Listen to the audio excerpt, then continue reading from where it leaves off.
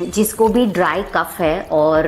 जैसे खू करके खांसी आती है पर बलगम नहीं निकलता है और at the base of the throat है ना थोड़ा सा म्यूकसी जैसा गोला जैसा लगता है कि कुछ स्वॉलो करते टाइम पे कुछ अटक रहा है, ऐसा फीलिंग आती है, तो उसके लिए एक दमदार इलाज मैं बोल रही हूँ, जिसमें आपको लेना है 1 ग्लास पानी, उसके अंदर आपको डालनी है लाइक 2 स्लाइसेस ऑफ जिंजर, 3 से 4 ब्लैक पेपरकॉर्न, 2 तुलसी लीव्स, एक छोटी सी लाइक से ½ एन इंच ऑफ मुलेठी का, जेठी मत भी उसको बोलते हैं, उसका टुकड़ा, एंड 1 चम्मच ऑफ गुड़, उसको बॉईल कीजिए and just boil till the water is half, उसको स्ट्रेन कीजिए एंड